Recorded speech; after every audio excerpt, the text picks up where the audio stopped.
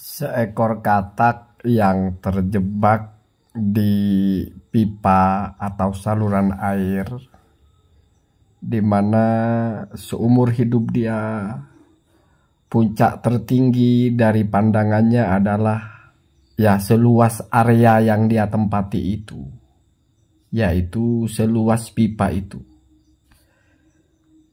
Maka terbangun dalam halusinasinya atau mungkin dalam pengetahuannya bahwa yang tertinggi di dunia ini adalah seperti apa yang ada di atasnya. Dia merasa sudah bisa melihat sampai ke langit. Ini saya tidak bicara tentang siapapun. Ini saya bicara tentang satu falsafah yang sudah masyhur, seperti katak di dalam tempurung.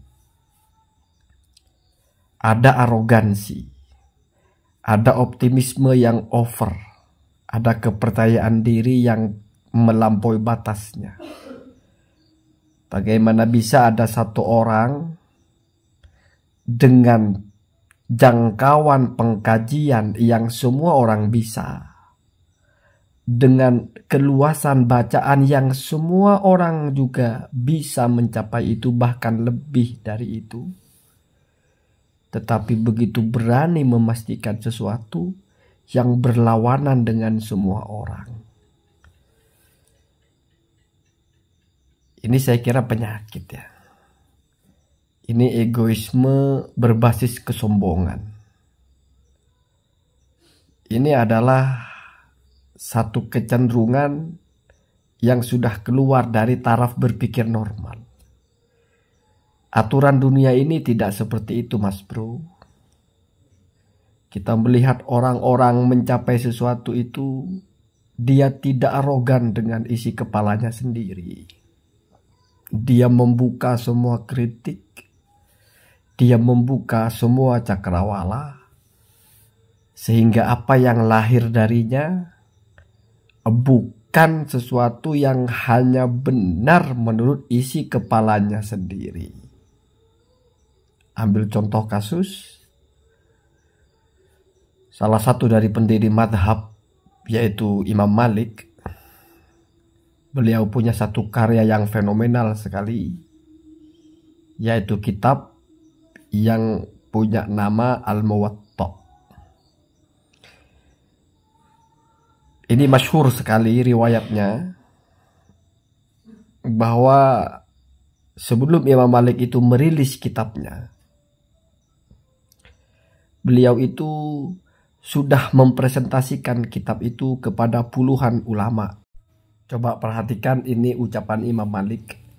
Aradtu kitabi hadza ala sab'ina faqihan min fuqaha'il madinati fakulluhum wa ta'ani alaihi fasammaituhu al-muwatta.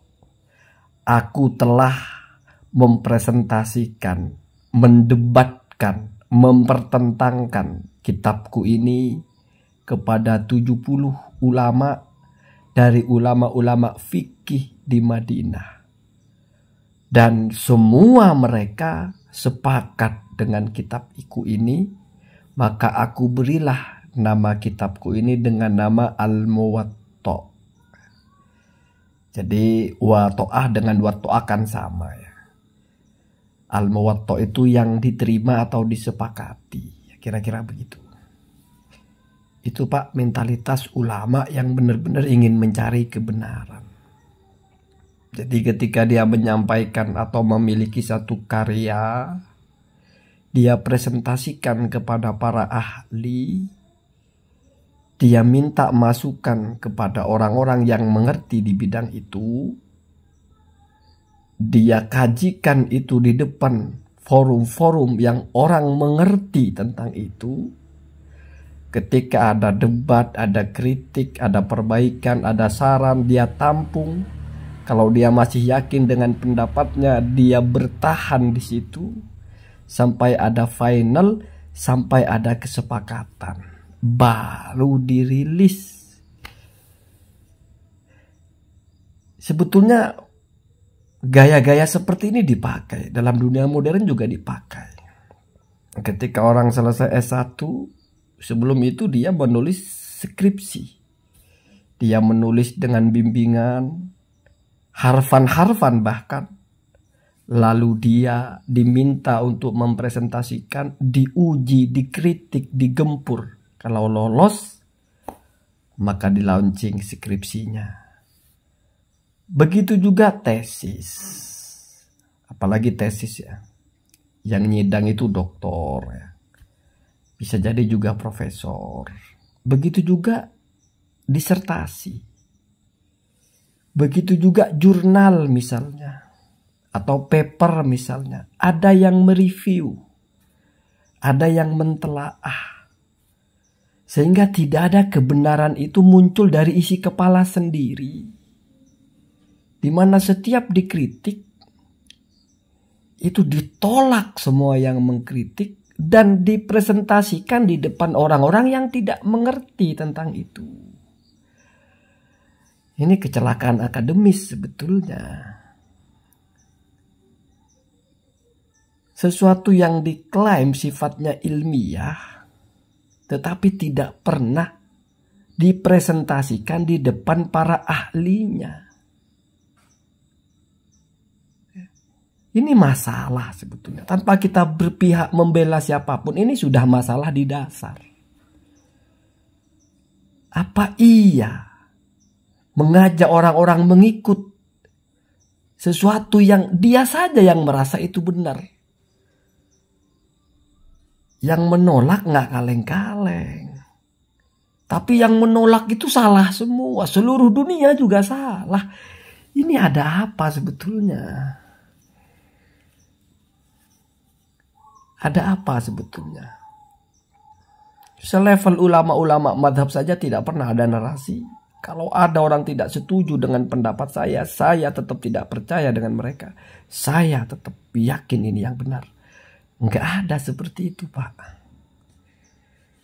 Justru adigium yang sangat populer. Ketika ada orang berselisih tentang satu pendapat, maka qauli musibun yahtamilu al-khoto. Ucapan saya ini benar menurut saya. Bisa jadi salah. Wa qauluka mukhtiun yahtamilu shawab. Ucapanmu juga salah menurut saya. Tapi bisa jadi benar.